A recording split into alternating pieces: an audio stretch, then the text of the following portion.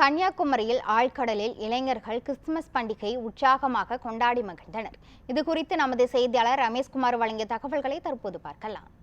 உலகம் முழுவதும் இன்றைய தினம் கிறிஸ்து பிறப்பு பண்டிகையை மக்கள் வெகு விமர்சையாக கொண்டாடி வரும் நிலையில் கன்னியாகுமரி மாவட்டத்திலும் இந்த கொண்டாட்டம் என்பது களை கட்ட துவங்கியிருக்கிறது.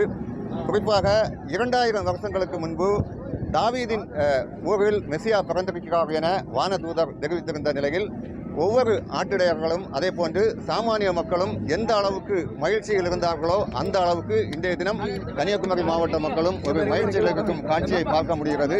ஒவ்வொரு தேவாலயங்களிலும் சிறப்பு பிரார்த்தனை என்பது ஒரு புறம் நடைபெற்றுக் கொண்டிருந்தாலும் கடற்கரையை பொறுத்த அளவில் மக்கள் மிகப்பெரிய அளவில் கொண்டாட்டத்தில் ஈடுபட்டு கொண்டிருக்கின்றனர்.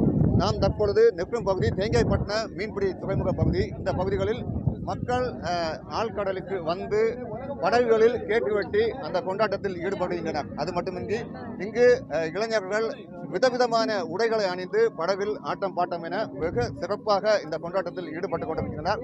நம்மோடு ஒரு பெண்மணி இணையரார், அவர்கிட்ட கேட்போம். வணக்கம், எந்த அளவுக்கு நீங்கள் செலிப்ரேட் பண்ணுறீங்க? இல்லை, பொதுவாக நாங்கள் ஃபேமிலியாக வீட்டில் செலிப்ரேட் பண்ணிகிட்டு இருக்கோம். இப்போ இந்த தடவை ஃப்ரெண்ட்ஸோடு நாங்கள் இங்கே வெளியே செலிப்ரேட் பண்ணிகிட்டு இருக்கோம்.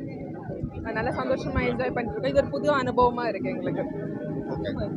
தொடர்ச்சியாக இந்த பகுதிகளில் ஒரு தரப்பு மக்கள் மட்டுமின்றி வெளிப்பகுதியிலிருந்து ஜாதி மதங்களை கடந்து திரளான மக்கள் இந்த பகுதிகளில் கொண்டாட்டத்தில் ஈடுபட்டு கொண்டிருக்கின்றனர். இந்த ஒரு நாள் மட்டும்தான் எல்லா மீனவ மக்களும் உண்மையாவே சந்தோஷமா எல்லாருடைய ஆடி பாடி மகிழ்ச்சியாக இருக்கிறத நீங்க காணலாம்.